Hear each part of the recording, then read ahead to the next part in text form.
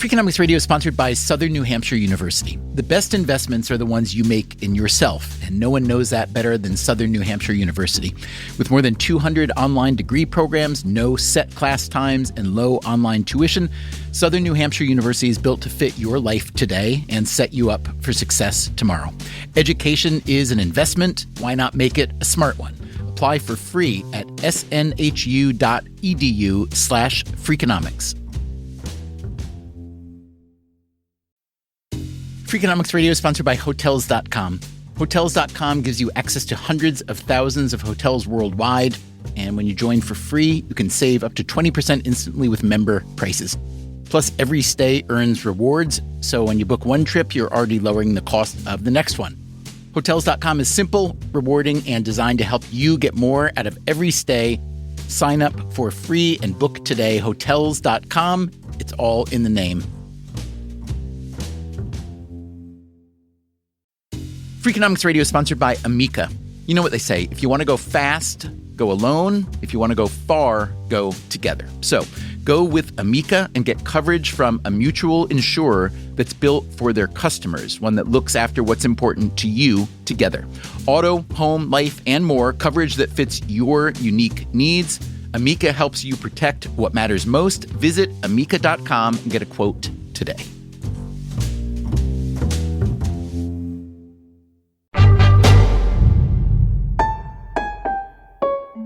Hey there, it's Stephen Dubner. We recently published a 3-part series on immigration, mostly about the economics of immigration. The first 2 episodes were focused on the U.S., and part 3 on Canada, which has recently turned the volume way up on immigration. They now take in 500,000 new permanent residents a year in a country of around 40 million. For that episode, we interviewed a variety of people, including Canada's immigration minister, Mark Miller. There is no doubt that we have made a conscious decision to be an open country and a country that needs to grow. The reality is we don't have much of a choice. Miller's point was that Canada, like many high-income countries, has an aging population and a need for more workers in many sectors of the economy. We did ask Miller about the pressures that immigration is putting on Canada, especially when it comes to affordable housing, access to healthcare, and potential mismatches between immigrants and jobs. But after we put out that episode, a lot of our Canadian listeners wrote in to say the pressures were even greater than we knew, especially because Canada wasn't taking in just 500,000 new permanent residents a year, but nearly 700,000 international students and 750,000 temporary foreign workers. So we decided to revisit some of these questions, not with the Minister of Immigration, but with his boss, the Prime Minister. You can invite 500,000 people into your home every year if you're Canada. Today on Freakonomics Radio, my conversation with Canadian Prime Minister Justin Trudeau. And we go way beyond immigration. We discuss whether to drill, baby, drill. We talk about how Canada is reconciling its brutal history with its Indigenous population. We hear why Trudeau isn't a big cannabis user, even though he legalized it, and what he might do if he loses re-election next year. I'm ultimately a social activist who's going to look to how I can have a positive impact on the world. You will also hear, in the course of this conversation, at least one hockey reference. Oh, Canada. Justin Trudeau, possibly the most polite prime minister in the world. He most definitely stands on guard for thee.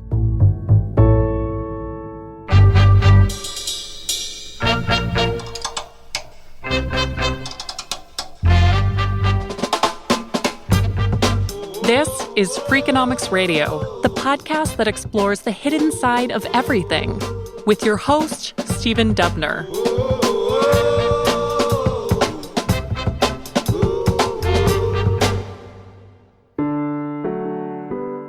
Justin Trudeau's father, Pierre, was also Prime Minister of Canada for more than 15 years. He represented the Liberal Party, as does his son. Justin Trudeau was elected in 2015 after 9 years of rule by the Conservative Prime Minister Stephen Harper. So Trudeau has now served 9 years of his own. And how have those years gone? When you look at the macro level, It's been a rock and roll few years. I mean, from Canada's perspective, I get in and then we're dealing with Trumpism in our major partner and best friend. We're dealing with increased massive climate change, including wildfires that smoked out New York last year. Yeah, thanks for that. You're welcome. You guys did enough years of acid rain for us that I think it evens out. We're dealing with a pandemic that sort of shook the world in its foundations. We're talking about transformation of the world of work, of AI, of robotics. We're talking about inflation and interest rates. There's just so much uncertainty. Of course, people are going to look at whoever's at the top and say, oh my God, this is their time and this is all going wrong. Indeed, Trudeau is facing record low approval ratings. In the past 2 elections, his Liberal Party failed to win a majority, and things aren't looking good for next year's election either. But Trudeau is free to run again and again. Canada has no term limits. And as you have perhaps already gathered, Trudeau projects a measured view of these things. Or maybe his measured view is strategic. In 2014, just before running for prime minister the first time, he published a memoir called Common Ground. He writes about the jobs he had before his political career: teacher, camp counselor, whitewater river guide, snowboarding instructor, bartender, and even bouncer at a bar in Whistler, British Columbia. Whether you are trying to assert your will in a barroom confrontation or a political altercation, he writes, the biggest obstacle to overcome is the human ego. Once a disagreement begins, no one wants to back down. The trick is to find a way for your opponent to save face, like leaving the aggressive drunk waving his fist in triumph, but in the rain. Meanwhile, you're inside, staying warm and dry and getting your job done. Common Ground reads primarily like a book designed to launch a successful political campaign, which it was, and which it did. But it's also interesting and thoughtful. Trudeau writes of his privileged, idyllic boyhood, growing up the son of a popular prime minister and a much younger mother, Margaret Trudeau, a legendary free spirit who years later revealed she had been suffering from bipolar disorder. Justin's parents split up when he was a boy, while his father was still in office. And just last year, Justin Trudeau split from his wife, Sophie. Father and son prime ministers, both seeing a marriage disintegrate while in office, both with 3 school-age children. Pierre Trudeau responded by doubling down on his devotion to job and country, and his son seems to be doing the same thing. Last week, Justin Trudeau's government announced its 2024 budget, which lays out a muscular, progressive agenda with big spending on housing, healthcare, and clean energy. Given what seems to be a rather fragile and fraught moment in world affairs, I asked Trudeau how he would tell the story of Canada right now. Well, to tell the story right, you have to go back to 2015 when I first got elected, where the world was still reeling a bit from the aftershocks of the 2008 recession, the financial crisis that saw the economy bounce back, but wages not bounce back. And there was a sense that the system wasn't working for the middle class anymore. There was a hollowing out. There was an anxiety that, whether it's the American dream or Canada's promise of progress, that it didn't hold to the same way. And we saw that in Canada, and we'd had a conservative government for about 10 years. And I said, okay, let's respond to that with a focus on the middle class that actually invests in community. First thing we did was raise taxes on the wealthiest 1% so we could lower them for the middle class. We showed up with a Canada Child benefit that put more money in people's pockets, hundreds of dollars a month tax-free, that sort of helped move things along. And we started investing in Canada. We started investing in fighting climate change. We started investing in reconciliation with Indigenous peoples. And we started to say, okay, how can we make the economy work for everyone in meaningful ways? We were responding to the forces that in other places got translated into populism. You think of the American election in 2016. 2016, the very next year, where it was a conservative populist win by Trump over a more progressive interventionist government. And that went towards an aggressive populism that was a very different path. But the path that we took in Canada, I think, has held us in very, very good stead. It was one of the things that saw us through the pandemic better than just about any other of our peer countries. We bounced back faster. We had a way lower death rate. The vaccination rates were higher. There was a thoughtfulness and a reasonableness in how we did things that didn't. You did have some pushback. You had the trucker strike and rally and so on, right? Yes. And you did see what you might see as the roots of a sort of American style or British style, whatever, populism coming up, yes? Very much. Oh, yeah, no. And it all goes to the point that Canada isn't some magical place where the same principles don't apply everywhere else. We have the same kinds of anxiety and populism and frustration and amplification of fears by certain political parties instead of trying to solve problems. The Conservative administration that preceded you, how much more conservative not only was it than any previous Canadian administration, but how much more conservative was it, or maybe even populist leaning, than was anticipated? Because my sense, and I'm not a student of Canadian government or policy, is that it did take people aback how un-Canadian the Harper government was in some ways. And I'm curious whether that's a poor read or an accurate read. No, it's an accurate read. It's just one that we tend to minimize as Canadians as we look back. Because you're polite? Because we're polite, or because recency bias, or whatever it is. I mean, the Harper government did things like slashing veteran services, closing offices, muzzling our scientists, muzzling our diplomats, really refusing to invest in science, refusing to take any action on climate change in a defensive way, but also in not seeing the opportunities because they were beholden to oil and gas. They slashed arts and culture funding. There was a lot of things they were doing that didn't make a lot of sense and were somewhat un-Canadian. But at the same time, a lot of people are contrasting the impending populist 2.0 approach that the current Conservative Party is saying and look to a kind of far right but incrementalism that Harper had, that still believed that, you know, there was a role for government in certain ways and you did need to intervene in certain things, and there was a responsibleness that I would put a little more now in the frame of the classic republicanism rather than the Tea Party or the MAGA that you guys are seeing now. And there is an iteration now where modern Canadian conservatism is, in some ways, doing a better job of hiding some aspects of itself and some of the negative and disruptive approaches they have, but at the same time being more unabashedly populist than someone might have dared to a few years ago because they've been emboldened by movements around the world. Right. So you are, no offense, not very popular at the moment. Looks like about 2/3 of Canadians have a negative view of you. When asked why, 1/5 of respondents say they're just sick of you. Yeah. Obviously, you're part of a political dynasty in Canada, which is famous and has been for many years beloved. I'm curious, from a personal and political level, how much do you care and pay attention to that? Because on the one hand, it's a political reality. On the other hand, if you worry so much about people disliking you, it makes it, I would think, quite hard to do your job. And I did hear you say in a recent interview, I think about quitting every day. It's a crazy job I'm doing. So I want to get a temperature check on you at this moment. Actually, what I said in French was, c'est un job de malade, which means it's a job for crazy people. I mean, there is an intensity to this. And when you're doing any job like this, you have to check in regularly on the family sacrifices, on do you still have the energy and the drive to do it? There are always days and moments in which you go, oh my God, you know, haven't I done this enough? Haven't I given enough? I can do something else now. But the stakes are so high and the moment is so real.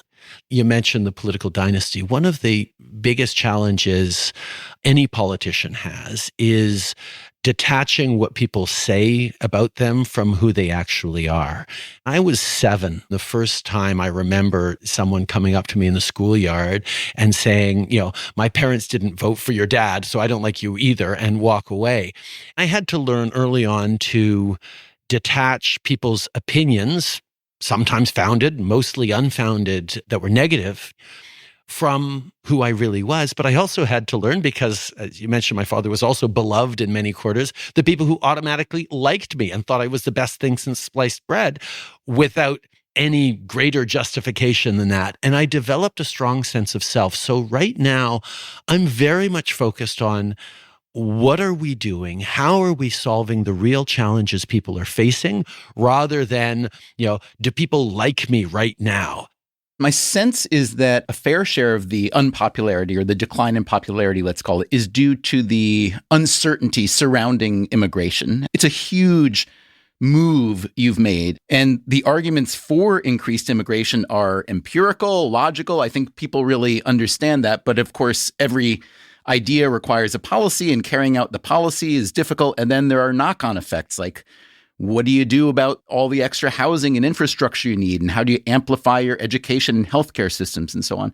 My sense is that your new budget is prioritizing a lot of the needs that arise out of the new expanded immigration, and to try to win voters back to your side in next year's election. So could you describe for me what you see as maybe the top 2 or 3 actual physical priorities? Maybe it is increased housing, maybe it is wages. I want to know what you see as the major problems that you're trying to address through this budget. Well, the single greatest problem is it's a feeling that young people have that the economy no longer works for them, that the system that their grandparents and parents went through of, coming out of school, getting a good job, renting a place while you save up a little money for a down payment, then paying a mortgage, and being able to go through life and access the middle class, that system no longer works.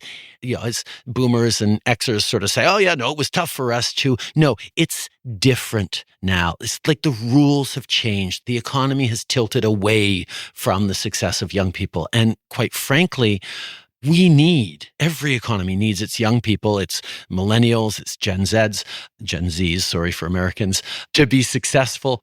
Now, a lot of it is on housing, but there's a lot of pieces that go to that narrative that says, yeah, we're going to ask the wealthiest 0.1% to pay a little more by raising our capital gains rates to levels that are close, but still not at New York and California's levels, but that we are, going to be investing to make sure that young people can see their own success, because that will feed into everyone's success. What if I were an advisor to you and I said, Prime Minister, we need to really spend our way out of this dilemma. We need to build more housing and infrastructure. We need to amplify our beloved but overburdened healthcare system and childcare and education systems. And we need to do it fast because, things are not going in the right direction. And furthermore, I would say to you, the best way to get the money to do that is not just with higher taxes here and there, but we need to harvest and sell as much as possible of our country's vast national resources, oil and gas, rare earth minerals, timber, etc. And who knows what's even under all that permafrost up north that climate change may soon make available, right? So my advice would be this industrial policy will save our bacon, but it may also damage your reputation as an environmentalist. It may damage the environment to some degree. How do you respond to that? I remember getting a question from a progressive journalist many, many years ago saying, well, how are you going to build the knowledge economy and get off of all the sort of the dirty products that Canada has always been reliant on? And I'm like, Canada remains Canada. We have vast natural resources. We have great energy resources. And it's part of why, in an era of protectionism, my government has been able to sign trade deals so that we're the only G7 country with a free trade deal with every other G7 country in the world. I mean, we are one of the most trade-based nations in the world, and it comes from the fact that Canadians know we have more stuff than we can use ourselves because we have a small population on a very large territory. So developing our natural resources is a huge part of what we will continue to do. But Another purely Canadian conceit is, as Wayne Gretzky once said, going where the puck is going, as opposed to where the puck is. And when you look at where investment's going around the world, when you look at the decarbonization, the ESG investment, the money flowing around the world to places that are doing things cleaner and more responsible, at the same time as they are providing those necessary ingredients for the world, you look at our critical minerals and you realize, okay, if China has cornered 85% of the critical minerals market in the world that is required to build the economies of the future, whether it's superconductors or EVs or whatever future we want to build, we're going to need reliable suppliers who are allies, who are friends, who are doing it both without slave labor and with environmental responsibility. Canada can do that. And the push that we've had is how we do that. Yes, we have the third largest proven oil reserves in the world, but we also know the world is trying to get off its massive reliance on oil. There'll always be a role for oil in our economy, but more and more on renewables. So how can we be part of that? Well, we've had to nudge and push and cajole so that we're investing in decarbonization. We put a price on pollution and return that price to citizens to help with affordability. We should do more on mining, but in order to do more on mining responsibly, not only environmental standards, but partnership with Indigenous peoples and bringing them in as full partners on this land instead of, ignoring them or marginalizing them as we have for centuries. All these things actually fit together. We will be right back with more of my conversation with Canadian Prime Minister Justin Trudeau. I'm Stephen Dubner, and you are listening to Freakonomics Radio, a show whose second largest national listenership, by the way, is Canadian. As someone who grew up in upstate New York, who went to Montreal as a teenager and thought it was every bit as exciting as Europe might be if one had the ability to go to Europe, as someone whose upstate New York accent is still mistaken for Canadian all the time, this makes me very happy. So thanks, Canada.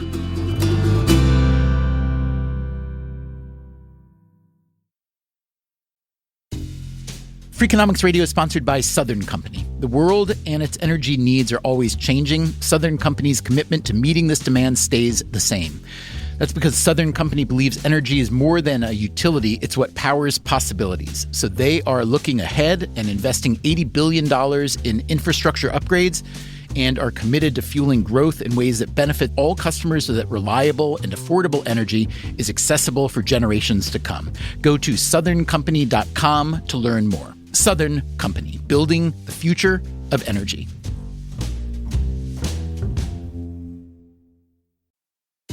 Freakonomics Radio is sponsored by Range Rover Sport, a vehicle that blends power, poise, and performance. With a distinctly British design, the Range Rover Sport is built to take on roads anywhere. Free from unnecessary details, its raw power and agility shine. Combining a dynamic sporting personality with elegance and agility, it delivers an instinctive drive. Its assertive stance hints at an equally refined driving performance. Defining true modern luxury, the Range Rover Sport features the latest innovations in comfort and convenience. The cabin air purification system, alongside the active noise cancellation, creates a new level of quality, comfort, and control. Terrain Response 2 offers 7 terrain modes to choose from, fine-tuning the vehicle for any challenging roads ahead. A force inside and out, the Range Rover Sport is available with a choice of powerful engines, including a plug-in hybrid with an estimated range of 53 miles. Build your Range Rover Sport at rangerover.com/US/sport. Freakonomics Radio is sponsored by TalkAboutPD.com. Let's talk about Peyronie's disease, or PD. It's not widely talked about, and some men may feel reluctant to bring it up, but it's more common than you would think. PD can happen when scar tissue builds up under the skin of the penis, causing a curve with a bump during an erection that for some men may lead to pain during intimacy and impact mental health. A trusted urology specialist can help diagnose PD and walk you through your options, including non-surgical treatment. Visit talkaboutpd.com.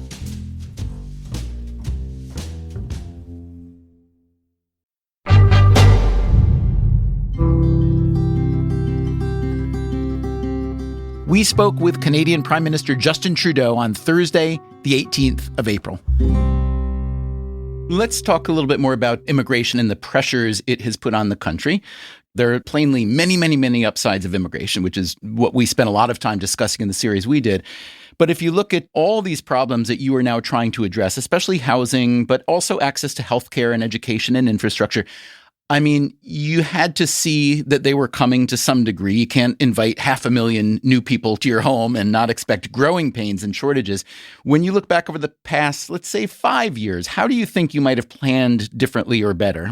Actually, let me correct you on one little thing there.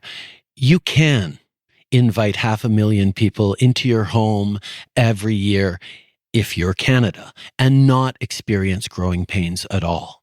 That is not the issue we're facing right now. We welcome in, 465,000 last year. We're on our way to 500,000 immigrants for a country of 40 million. That's a big, big number. It's well over 1% of our population, but that is totally sustainable for Canada. One of our competitive advantages that Canadians remain positive to immigration. I know you had our immigration minister, my buddy Mark, on a while ago, and he pointed out that, Canada is lucky in that we've never had to deal with irregular immigration. People coming from the South will stay in the United States where the economy is stronger and the weather is nicer. They're not going to cross the 3 oceans to come to Canada. It hasn't been the challenge it's been elsewhere, and we've been able to be positive around immigration because of it. We've done a great job of integrating diversity while holding up that diversity as a sense of richness instead of trying to make everyone into a unique identity of Canadian, because we've always had multiple identities with the French, the English, the Indigenous, and the origins of Canada was always very disparate.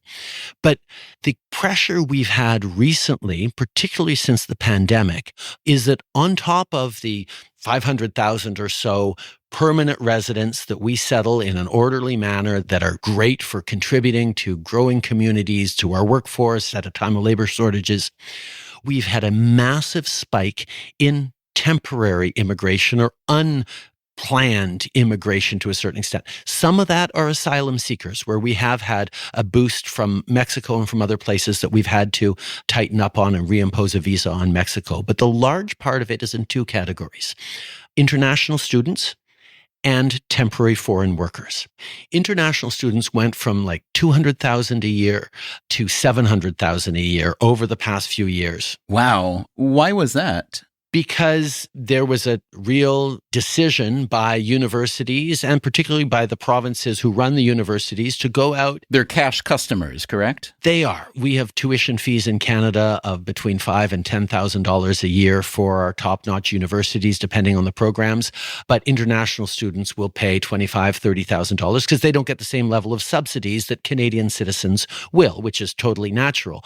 But universities suddenly started to realize that they could bring in lots more international students and make up for some of the funding shortfalls that every institution is facing. And these are students coming primarily from China and some India? India, China, and a few other places. The problem is that has then turned around and put a lot of pressure on local housing in university towns, which pretty much all our towns are. And it's also decreased the quality of education and caused a rash of mental health issues, including suicides in international students that we've seen over the past few years. So as a government, we decided that we were going to, curtail the number of international students coming in and get that under control. This is recent, right? These are new temporary caps. This is recent. This is just over the past couple of months so that we can respond to the housing pressures and the issues around that. What do the universities say to you? Because all of a sudden their budgets look a little bit less healthy. Yeah, they weren't very happy, nor were the provinces in some cases. But for us, the provinces were maybe not stepping up on controlling things the way they should have to prevent us from getting into this. The other side of things are the temporary foreign workers. We'll always need agricultural workers to do some of the jobs that Canadians don't tend to do. And we have great programs with Mexico, with South America and the Caribbean to bring people up for a few months and then they go back, their pockets full and support their families for the rest of the year. It's worked very well for many years. But there was a much larger wave of restaurants and convenience stores using temporary foreign workers in a way that didn't necessarily make sense that we're now trying to get back into space. But the other thing is, we're going to need more immigration in terms of healthcare workers, construction workers, and skilled trades, responding to the housing challenges we're facing by building more supply, responding to the needs of an aging population that's going to require more healthcare and needs more caregivers and nurses and personal support workers. We will continue to be strong on immigration, but a little more targeted to make sure that Canadians still stay positive towards immigration, because it's one of our greatest advantages in the world. So I know that your housing prices in Canada, like in many large countries, like in the United States, certainly, they're all over the map. Some cities are very expensive and some places are very affordable. The problem is often where you need immigrants to service the population, those places are very expensive to live for immigrants. So Vancouver and Toronto being similar to, let's say, New York and San Francisco. Back when Michael Bloomberg was mayor of New York City, he proposed admitting immigrants on the condition that they live in Detroit, right? That needed population.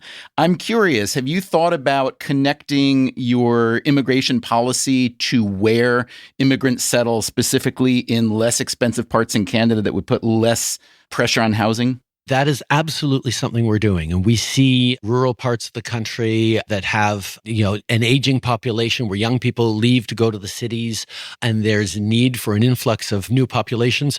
We've seen some amazing stories when in 2015, when we welcomed in 40,000 Syrian refugees, which was a commitment we made to respond to the challenge, but also to show the world what positive benefits come from immigration.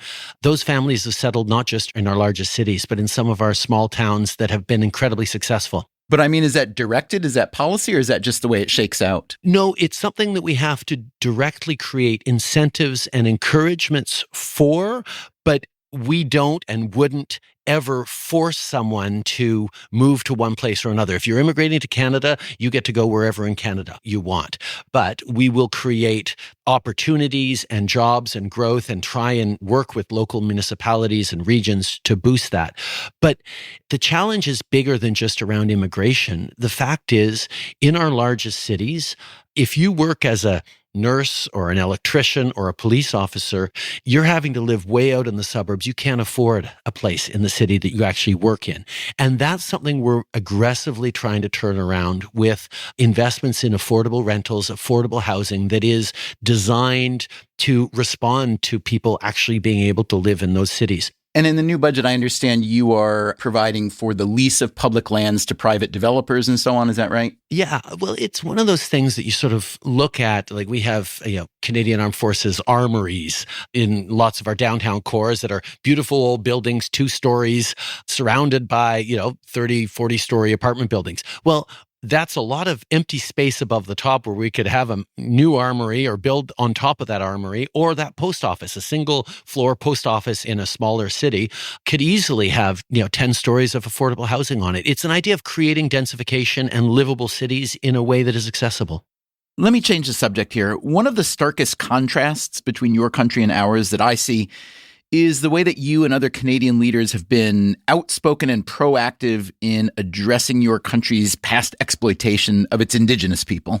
In the U.S., it's really barely discussed. Now, we do talk about slavery and that legacy a lot, but not very much on Indigenous people.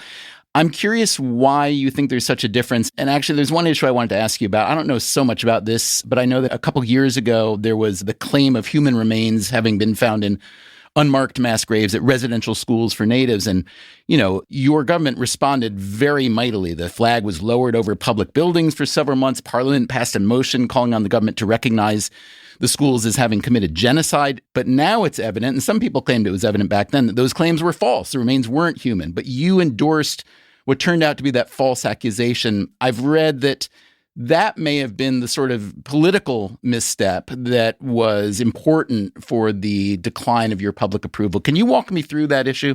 Yeah, there's a lot of things that aren't quite right in that, and I'm happy to sort of straighten things out. Please. First of all, Canada for centuries, followed an assimilationist policy that was very much about marginalizing its Indigenous peoples and not honoring the original treaties where there were agreements that we would share the land and they would welcome us and teach settlers how to survive through our winters. And then, in the name of progress and higher civilization in a colonial racist ideal, there was a complete delegitimization of indigenous knowledge. And that happened for centuries. Similar to the US, or was it different? Similar to the US, how it manifested itself through much of the 20th century was something called residential schools, run primarily by churches, but funded and enabled by the government, that took Indigenous children out of their communities to erase the native from the child, to not let them speak their language, not let them understand their heritage, culture, and the land. And that led to a legacy of intergenerational trauma that you still see now in homelessness, in addictions, and mental health challenges, and economic outcomes that are so much worse in Indigenous populations than non-Indigenous.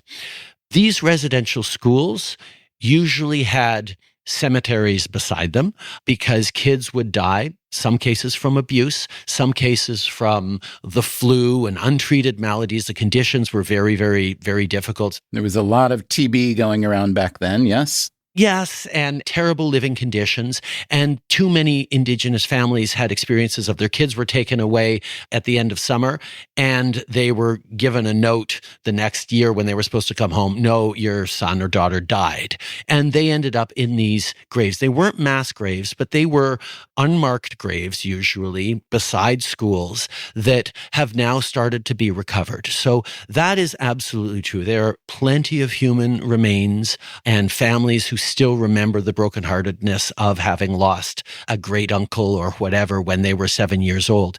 And there's a lot of work we're trying to do to actually identify those remains or honor them in ways that are culturally sensitive. So that's not, if I dare say, why I'm unpopular or less popular than I used to be. Canadians are very much aware of the responsibility we have. There's perhaps a little bit of a disagreement of, well, if we should be proud of our country, we should be waving our flag, we shouldn't be leaning in on our mistakes of the past and saying that, oh no, we did terrible things. We should just be, unblemishedly patriotic about what a great country this is. That's a view that I see out there. The right wing is a little more leaning in on that one. I think it's really important to acknowledge the mistakes of the past as a sense of validation of deep, deep intergenerational trauma. But it's also really important to recognize so that we don't fall into the same kinds of mistakes that were made in the past. After the break, why the vaunted Canadian healthcare system isn't quite so vaunted anymore. We'll talk about the one social program the U.S. has that Canada would like to copy, and why Justin Trudeau has always read and continues to read a great deal of fiction. I'm Stephen Dubner. This is Freakonomics Radio. We'll be right back.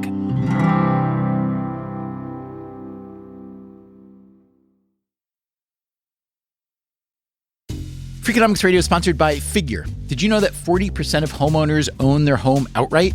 If that's you, don't let your equity sit idle. Tap it with a home equity line of credit.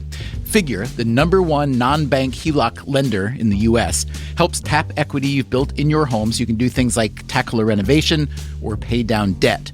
HELOC is a line of credit secured by your home. You can draw what you need, repay, and draw again. Figure offers a 100% online application. Get approved in 5 minutes and funding in as few as 5 days. It's faster than a bank loan and cheaper than a personal loan. Check your rate today without impacting your credit at figure.com/Freakonomics. This post is sponsored by Figure, NMLS ID 1717824. Figure is an equal housing lender. For more information about their licensing, visit nmlsconsumeraccess.org. Figure's HELOC is subject to credit approval and terms apply. Freakonomics Radio is sponsored by Zip System. Zip System building enclosures are designed as one integrated roof and wall system that makes it faster and easier to create a tight, dry building enclosure. Instead of a mix and match approach, all components work together as one system, eliminating the need for house wrap and felt. Because they keep your build protected against weather starting from day one, that means fewer steps and less opportunities for delays. Explore their family of products and learn more at zipsystem.com. Freakonomics Radio is sponsored by LinkedIn Ads. Ever invested in something that didn't live up to the hype? Marketers know that feeling. They optimize for the numbers that look great, like impressions, but then they don't see revenue. LinkedIn has a word for that: bull spend. Instead, you can get the highest ROAS of major ad networks with LinkedIn. Cut the bull spend, advertise on LinkedIn. Spend $250 and get a $250 credit. Go to linkedin.com/Freakonomics. Terms apply.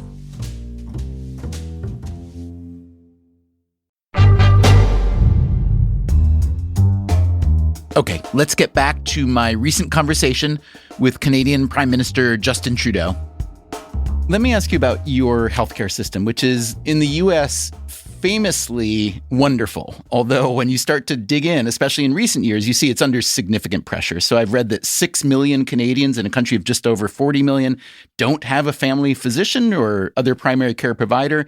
You've got relatively long wait times for surgery and other critical treatments. ERs are overcrowded. Like the U.S., you've now got a very significant opioid crisis.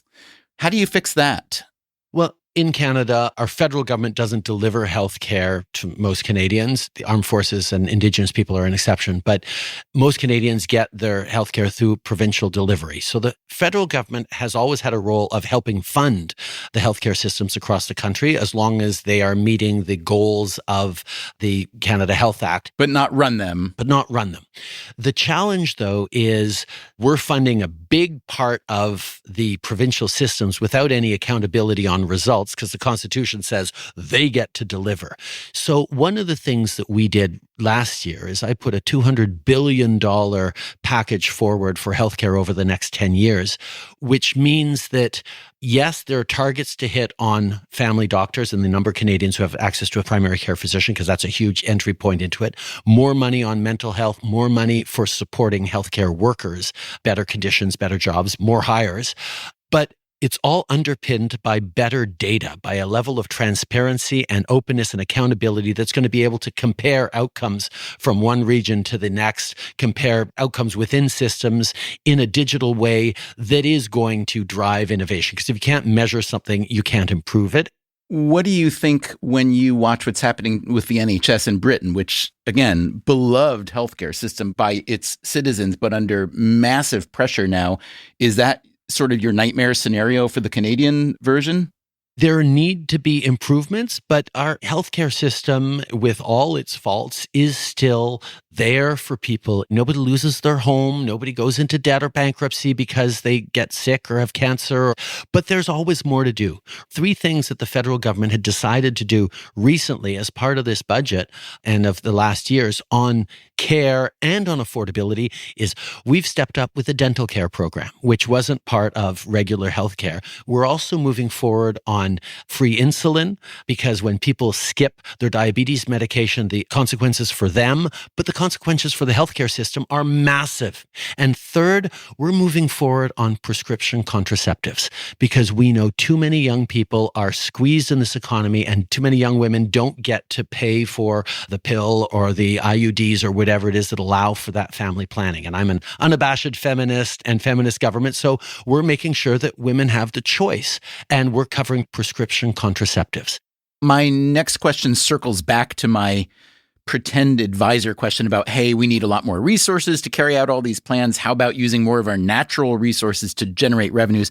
I want to know how concerned you are about debt. The opposition leader, Pierre Poilievre, in talking about the new debt in your budget, seems to call you a pyromaniac. He said that you are spraying gas on the inflation fire that you lit. I don't know too much about that, but it's hard for me to think that you were responsible for inflation when the rest of the world is suffering the same thing. That said, and worse than Canada, but yes, that said, what we've been talking about has often been circumscribed by a need for spending.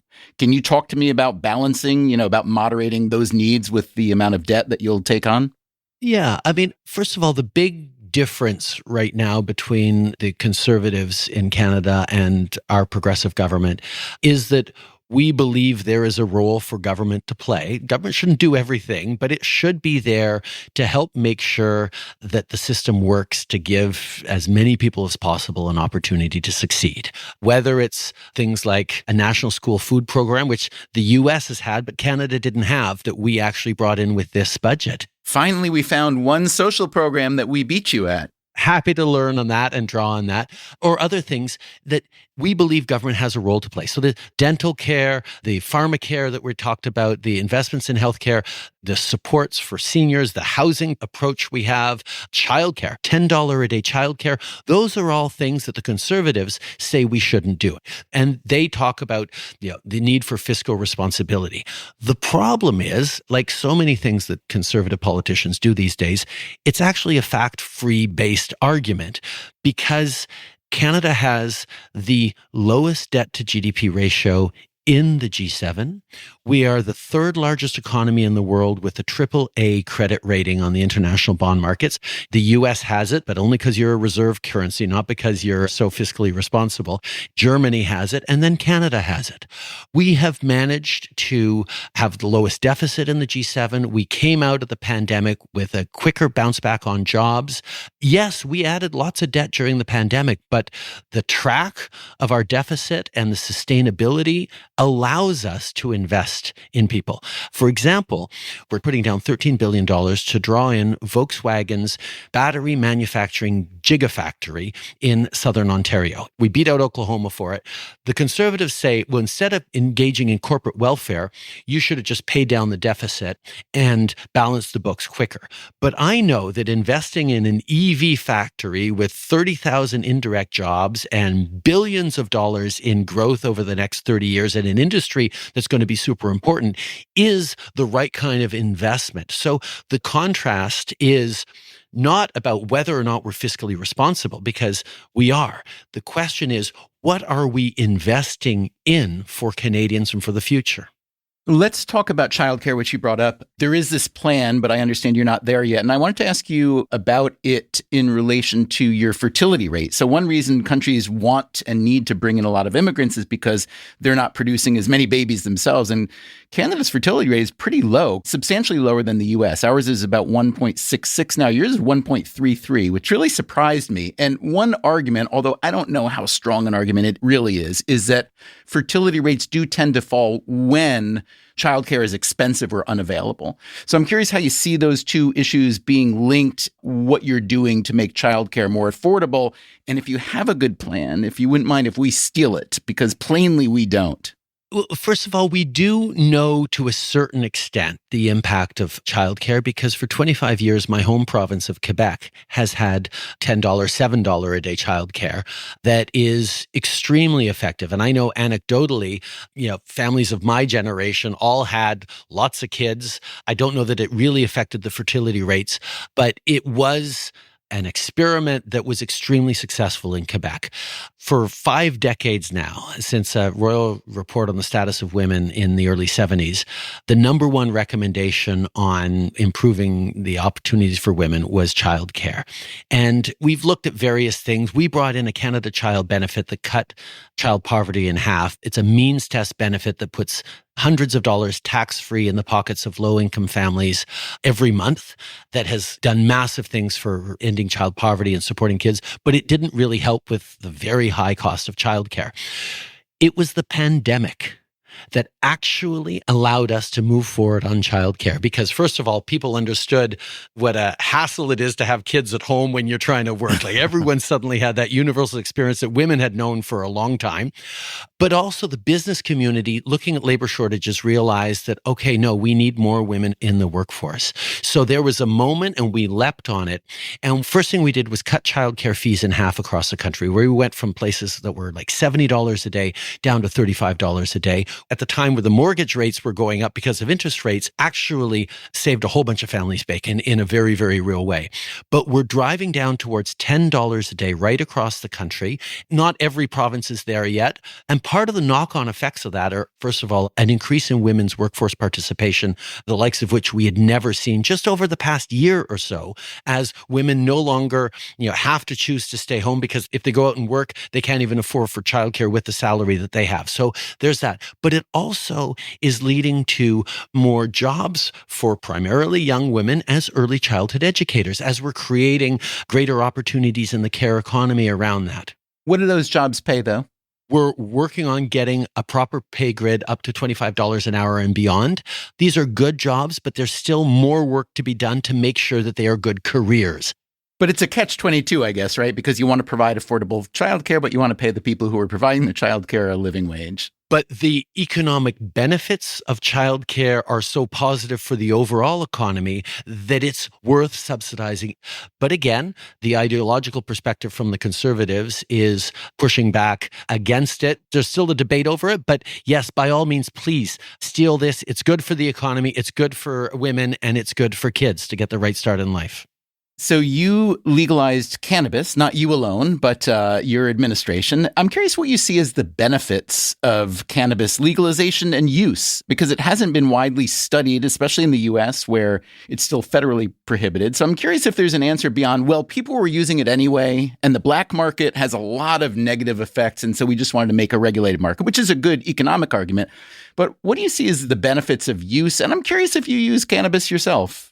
It wasn't an economic argument that we made, and it wasn't people are using it anyway, although those arguments did come into it. It was primarily a public health issue. Cannabis, as benign as it is in so many people's studies, and you can't overdose on it and everything, it's still a drug. And you certainly don't want young people overusing and abusing it. Back then in Canada, it was easier to buy a joint than it was to buy a bottle of beer. So we said, okay, let's make sure that we're controlling the production. It's not gangs that are producing it. Health Canada stamped to make sure that it wasn't cut with fentanyl or anything bad. It's about a public health approach to say we're going to be able to keep our kids safe, because at the point of sale now, there will be verification of age, and what goes into it will be healthier and safer for people. Maybe I missed your answer to that part, but what about you as a user yourself? Yes, no, maybe so? I've tried it, but it's never been my thing. I'm much more of a beer and bourbon kind of guy, even then, not too much. You can't be prime minister forever, presumably. I definitely don't want to. When you're done, you'll still be a relatively young man. You're only 52 now, I believe. What do you think you would be doing right now had you not gone into politics? I'd still be a teacher.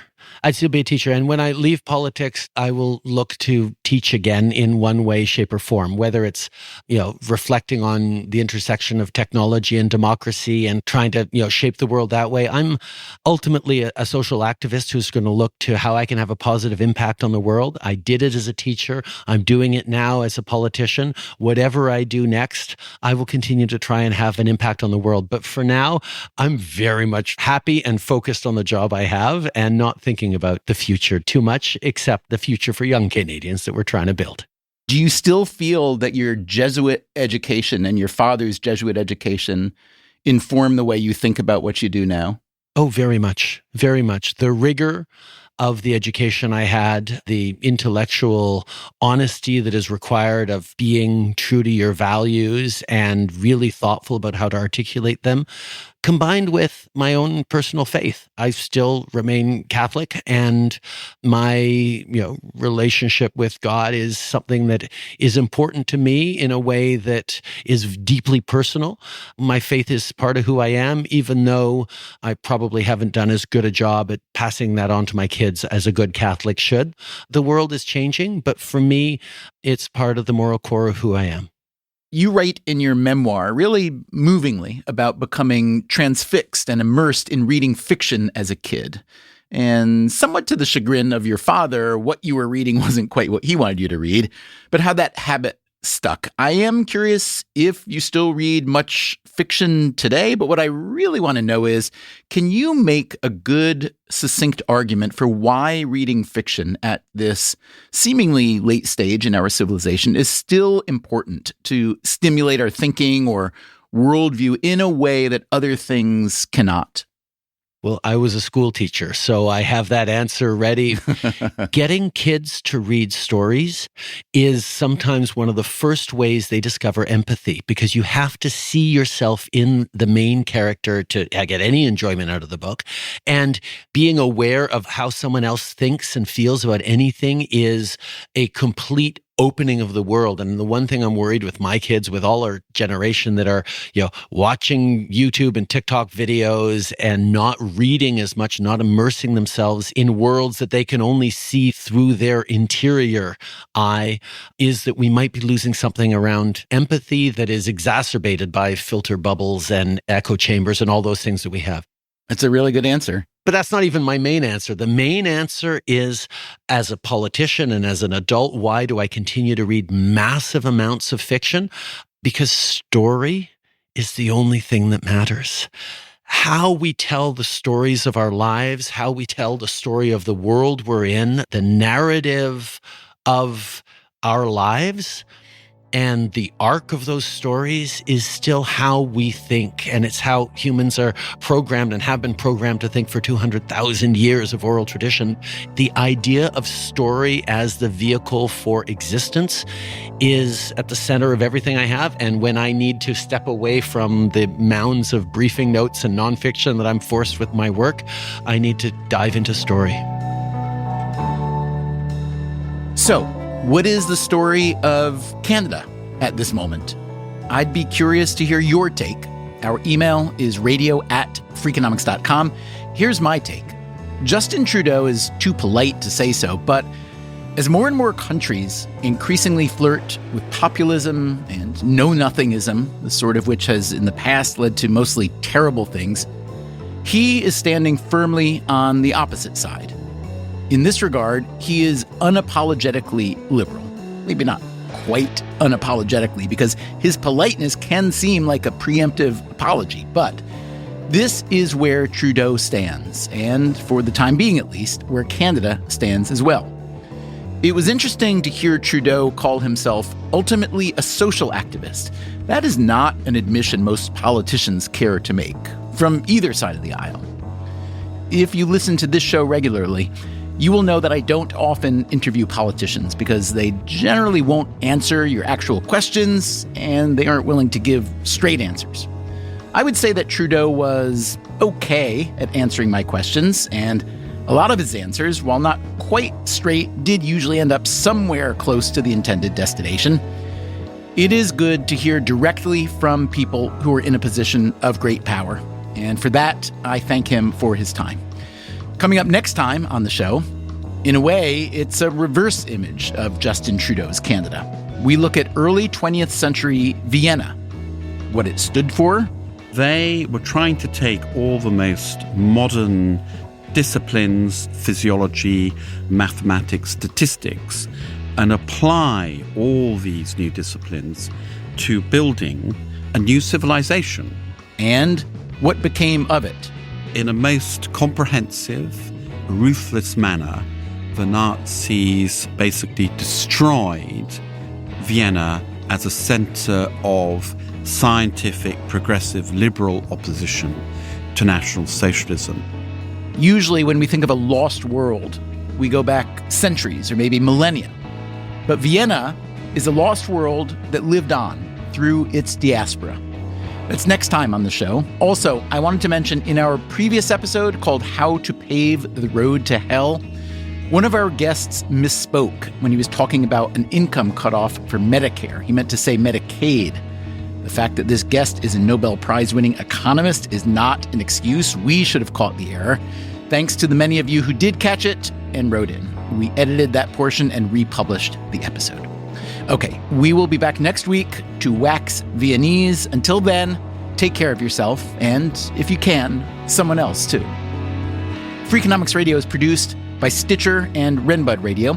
You can find our entire archive on any podcast app, also at freakonomics.com, where we publish transcripts and show notes.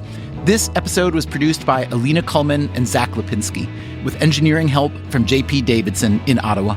Our staff also includes Augusta Chapman, Eleanor Osborne, Elsa Hernandez, Gabriel Roth, Greg Rippin, Jasmine Klinger, Jeremy Johnston, Julie Canfer, Lyric Bowditch, Morgan Levy, Neil Carruth, Rebecca Lee Douglas, and Sarah Lilly. Our theme song is Mr. Fortune by the Hitchhikers. Our composer is Luis Guerra. As always, thank you for listening.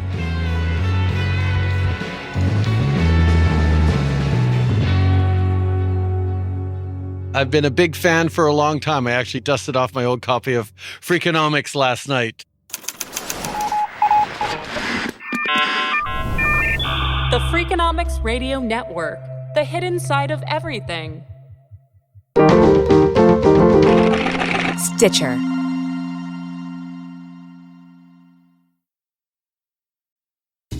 Freakonomics Radio is sponsored by Ozempic.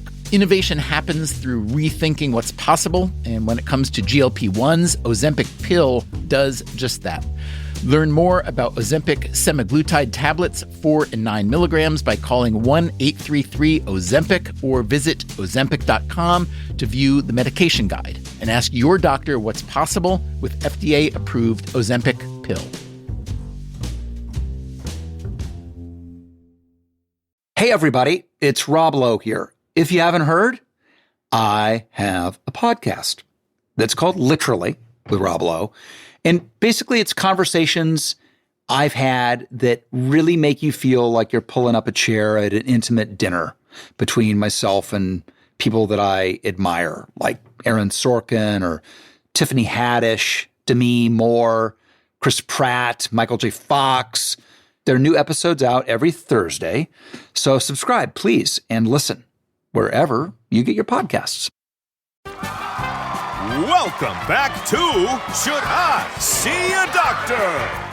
Contestant, you're camping when a rash appears on your leg. Do you A, ignore it, B, frantically search the internet, or C, use telehealth through Walmart? Telehealth through Walmart? Who knew? Oh, I'm going to say C, Walmart. Correct. Walmart can connect you with 24/7 virtual medical care. You genius, you. Well, I can fold a fitted sheet. Walmart. Who knew?